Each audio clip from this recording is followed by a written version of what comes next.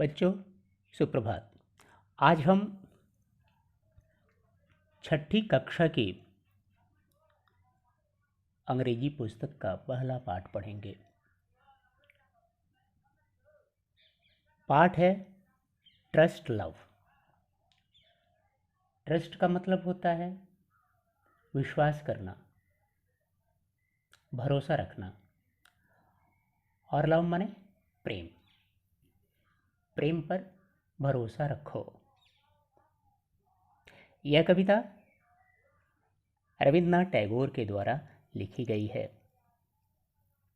रविन्द्रनाथ टैगोर भारत के महान कवि थे।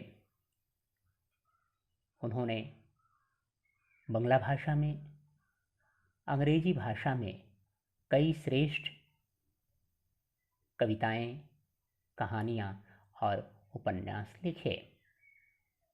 उन्हें 1913 ईस्वी में साहित्य के लिए नोबेल पुरस्कार दिया गया था, जो साहित्य के क्षेत्र में विश्व का सबसे प्रतिष्ठित पुरस्कार है। कविता को देखिए। कविता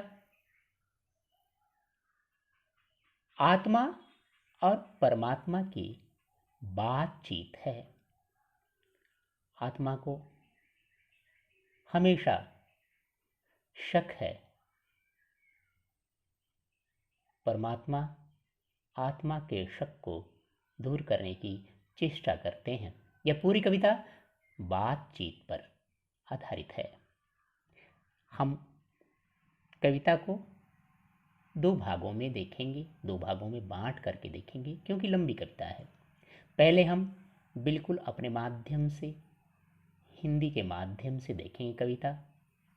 उसके बाद हम इसे अंग्रेजी में भी देखेंगे, क्योंकि हमारे बच्चे अभी उतने सक्षम नहीं हैं अंग्रेजी में। सक्षम होंगे तो पहले हम हिंदी से ही शुरू करते हैं। कविता को देखें आप। Trust love even if it brings sorrow. Do not close up your heart. Ah, no, my friend, your words are dark. I cannot understand them. The heart is only for giving way. With a tear and a song, my love. Ah, no, my friend, your words are dark. I cannot understand them.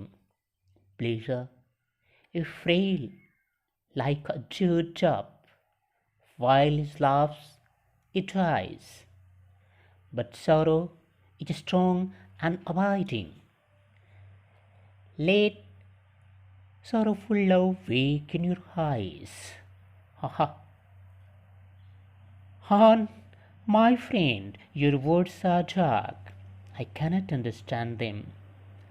The lotus blooms in the sight of the sun and loses all that it has.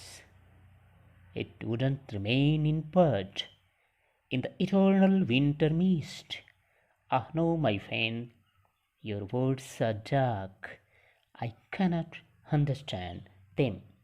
तो ये पूरी कविता थी। कविता को देखें हम। Trust love even if it brings sorrow. प्रेम पर विश्वास करो, यहाँ तक कि यह दुख लाए तो भी। ट्रस्ट विश्वास करना, लव प्रेम, इवन इफ फिर भी, तो भी, इट ब्रिंग्स यह लाता है, sorrow दुख। प्रेम पर विश्वास करो, यदि इससे दुख आता है तो भी। Do not close up your heart. अपने हृदय को संकुचित मत करो। डू नॉट क्लोज, मत बंद करो। क्लोज अप योर हार्ट, अपने हृदय को, तुम्हारे हृदय को। Ah no my friend, your words are dark. I cannot understand them. तो ऊपर की दो पंक्तियां आप देखिए, बताई गई है इसमें यह बात कि प्रेम पर विश्वास करना है, लेकिन दो पंक्तियों में क्या कहा गया है? Ah no my friend, your words are dark, I cannot understand them. तो ये आत्मा की बात है।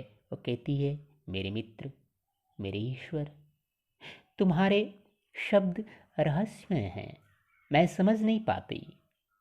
आत्मा कह रही है, मैं समझ नहीं पाती।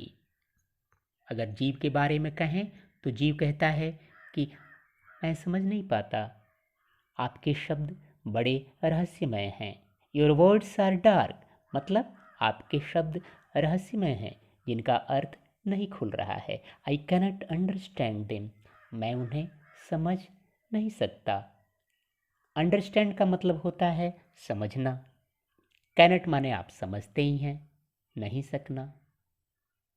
The heart is only for giving away with a tear and a song my love।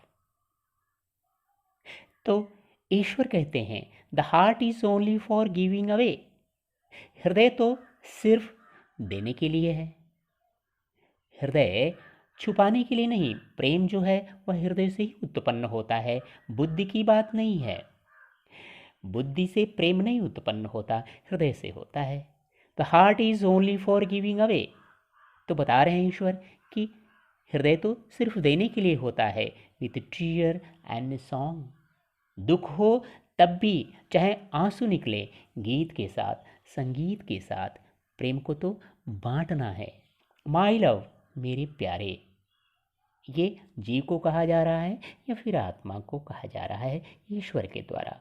तो फिर आत्मा कहती है, आई नो माई फ्रेंड, ओह मेरे मित्र, योर वर्ड्स आर डार्क, तुम्हारे शब्द रहस्यमय हैं। आई कैनट अंडरस्टैंड देम, मैं उनको समझ नहीं पाती।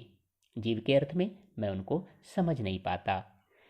Pleasure is frail like a dew drop, while his laughs it dies, but sorrow is strong and abiding, let sorrowful love waken your eyes।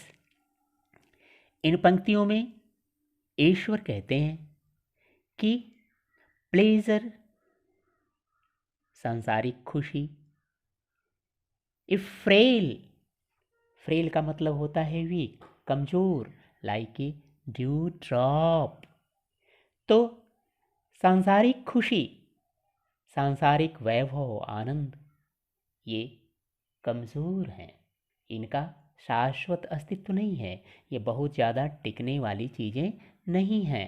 Like a dew drop, dew drop का मतलब होता है ओस की बूंदें। जैसे ओस की बूंदें सुबह में आती हैं, तृणों पर, घासों पर ऐसे बिछती हैं मानो मोती, लेकिन सूरज के उगते ही क्षण मात्र में वे गायब हो जाती हैं। तो यही है सांसारिक खुशी। While his laughs it dies, आप एक बार हंस लो, एक बार खुश हो लो, तो फिर ये ख़त्म हो जाता है। बार बार चाहता है कि खुशी मिले, उससे अधिक खुशी मिले, उससे अधिक खुशी मिले, तो फिर इच्छा होती है और दुख होता है। लेकिन but sorrow is strong and abiding, लेकिन दुख जो है वह मजबूत होता है। खुशी की अपेक्षा दुख, सॉरो माने दुख, स्ट्रॉन्ग मजबूत, एंड अबाइडिंग और टिकाऊ होता है, बांधने वाला होता है। किसको बांधता है? जीव को जीव से, मनुष्य को मनुष्य से। दुख में हम साथ होते हैं, दुख में हम साथ होते हैं, एक दूसरे की मदद करते हैं। तो दुख जो है वह हमें स्ट्रॉन्ग बनाता है, मजबूती प्रदान करता है और हमें एक दूसरे से जोड़ता है। सुख में तो हम भूल जाते हैं दीन दुनिया और अपने में मस्त रहते हैं सांसारिक सुख में। तब let sorrowful love wake in your eyes, तो ईश्वर कहते हैं कि सॉरोफुल लव, ऐसा प्रेम जो दूसरों के लिए हो तो दुख होगा उसमें। दुख का मतलब यहाँ करुणा है। जैसे वाल्मीकि को दुख हुआ था जब बहेलिये ने क्रौंच पक्षी को मारा था, नर पक्षी को। मादा पक्षी विलाप करने लगी, कवि का हृदय करुणा से भर उठा था। तो वही let sorrowful love wake in your eyes, तुम्हारी आंखों में उगने दो करुणामय लव, करुणापूर्ण प्रेम। Ah, oh my friend, your words are dark. तो जीव कहता है, आत्मा कहती है, जीव क्या कहता है, नहीं मैं समझ नहीं पा रहा आपके शब्दों को, आपके शब्द रहस्यमय हैं, आई कैनट अंडरस्टैंड देम, मैं उनको समझ नहीं पाता। जीव के अर्थ से और आत्मा के अर्थ से मैं उनको समझ नहीं पाती। The lotus blooms in the sight of the sun and loses all that it has. तो ईश्वर कहते हैं, देखो जब गुलाब खिलता है, लोटस माने कमल, गुलाब नहीं, जब कमल खिलता है, द लोटस ब्लूम्स, जब कमल खिलता है, in the sight of the sun, सूर्य की दृष्टि में, यानी सूर्य के उगने पर जब कमल खिलता है, and loses all that has, और वह सारी चीज़ें खो देता है जो उसके पास है। वह संकुचित नहीं होता है, खुश होता है। यद्यपि सूर्य जब उगता है तो गर्मी होती है ना, पीड़ा होती है। चंद्रमा के प्रकाश में सुख मिलता है, पीड़ा नहीं होती। लेकिन आप कमल को देखो, वह सूर्य के प्रकाश में ही खिलता है, क्योंकि हृदय को बांटना है, हृदय को फैलाना है, प्रेम को फैलाना है। लूजेस माने खोता है, ऑल दैट इट हैज, जो कुछ भी उसके पास है।